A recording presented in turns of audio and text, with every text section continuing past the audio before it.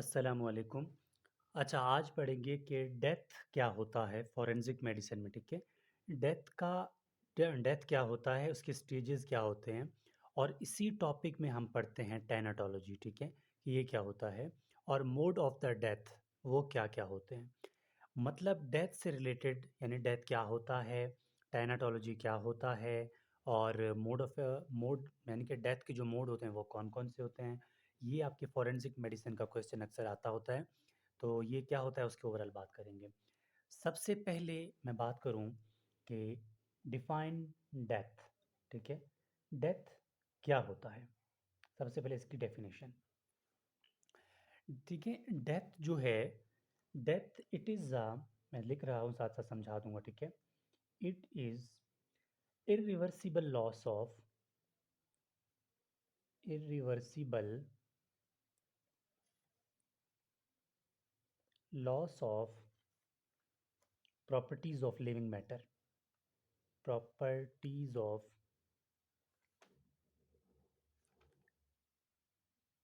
living matter, ठीक है? क्या है ये?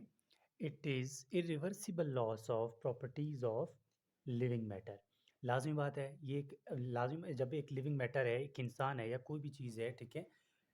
जब एक दफ़ा उसकी प्रॉपर्टी यानी कि जो सांस ले रहा है एक इंसान, अगर उसको ख़त्म कर दे सांस लेना, तो वो इरिवर्सिबल है ना, दोबारा उसको रिवर्स तो नहीं कर सकते ना हम लोग। तो इसको क्या बोलते हैं? डेथ बोलते हैं।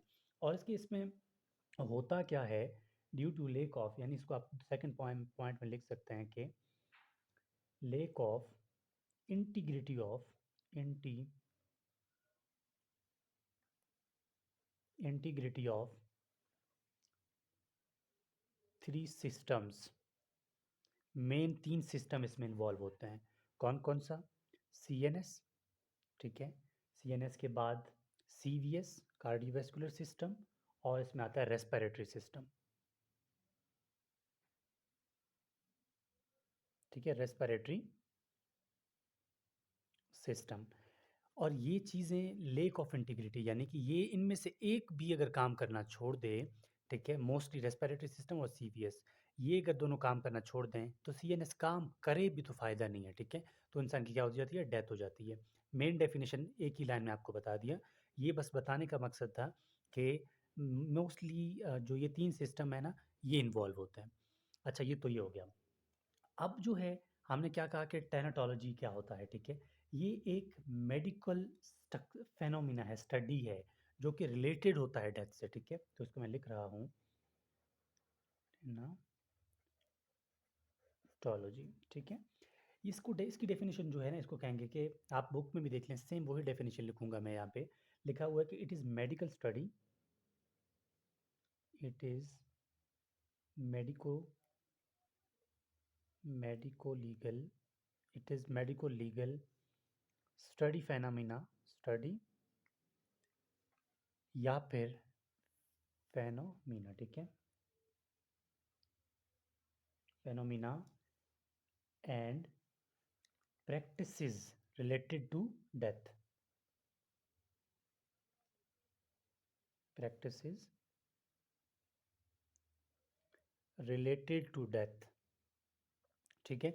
ये आपसे एमसीक्यूज में पूछा जा सकता है, बाकी आपके वाइवा में या कुछ भी नहीं पूछा जा सकता। क्वेश्चन में जब जब आपसे डेथ पूछा जा सकता है, ठीक है? अब जो है हम पढ़ेंगे कि स्टेजेस या फिर टाइप के, या स्टेजेस की बात करते हैं, ठीक है? स्टेजेस क्या हैं, ठीक है? तो मैं लिखूंगा stages of death, stages of death. देखिए, यहाँ से मेन इंपॉर्टेंट टॉपिक्स, ठीक है? अब डेथ के स्टेजेस में सबसे पहले आता है सोमैटिक डेथ या फिर सिस्टेमिक डेथ, ठीक है? सोमैटिक, या फिर इसी का दूसरा नाम क्या है? Systemic death, systemic death. Somatic या सिस्टेमिक डेथ जो है वो क्या होता है? नाम से जाहिर है सिस्टम, एक सिस्टम जो है वो काम करना छोड़ दे, ठीक है? तो उसको क्या कहेंगे? इट इज़ कंप्लीट, ये क्या है? It is complete irreversible, it is complete irreversible cessation of cassation का मतलब है ख़त्म करना, ठीक है। Cassation of of vital function of,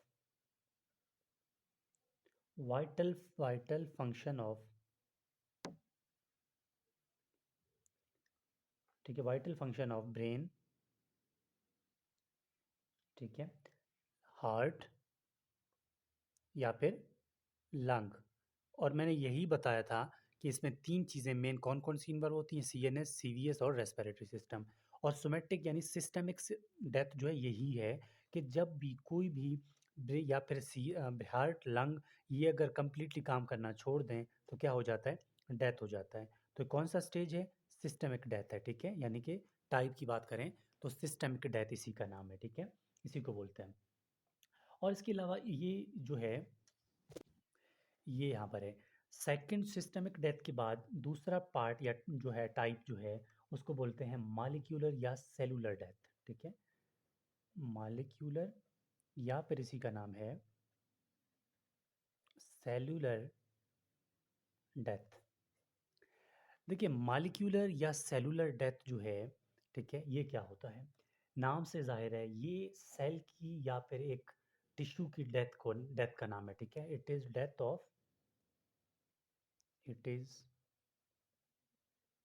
death of tissue या सेल इंडिविजुअली, ठीक है।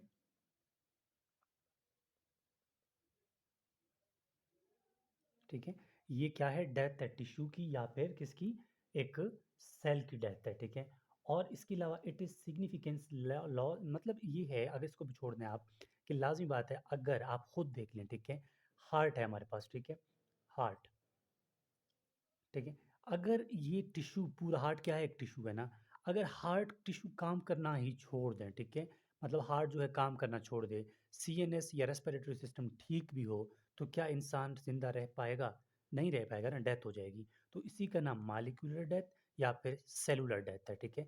अगर रेस्पिरेटरी सिस्टम एस्फेक्सिया हो जाए, ठीक है, रेस्पिरेटरी सिस्टम, ठीक है, ये पॉइंट बुक में शायद मेंशन नहीं है, तो वहाँ पर ये इसी तरह इसको थोड़ा पैराग्राफ लिए आप देख लें।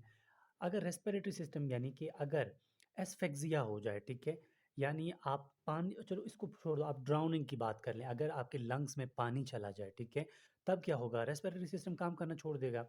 हार्ट ठीक भी हो, रेस्पिरेटरी सिस्टम काम करना छोड़ दे, तो क्या ये इंसान जिंदा रह पाएगा, ऑफकोर्स नहीं रह पाएगा, ठीक है, मर जाएगा।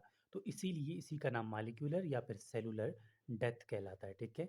ये करने के बाद अब हमारे पास बचता है मोड ऑफ द डेथ, ठीक है। क्या बचता है, मोड, इसको मैं नंबर 1 देता हूँ, इसको 2, ये 3 और ये होगा 4। 4 में क्या है, mode of the modes of death, ठीक है। अब अच्छा देखें, मोड ऑफ डेथ तीन चीज़ें होती हैं, ठीक है। सबसे पहला ये क्या होगा, कोमा, ठीक है, कोमा में जा सकता है इंसान। सेकेंडली क्या होगा, ये होगा, ठीक है, साइनकॉप, ठीक है, साइनकॉप में जा सकता है। थर्ड जो है हमारे पास लास्ट है, वो है एस्फेक्सिया, एस्फेक्सिया। और इनको मैं थोड़ा बहुत आपको समझाऊंगा कि कोमा क्या होता है। देखिए कोमा यानी वो होता है जिसमें ब्रेन के जो फंक्शंस हैं वो काम करना छोड़ दें, यानी कि death from failure of function of brain, ठीक है। तो डेथ है किससे, फेलियर है किसकी वजह से, ब्रेन की फेलियर की वजह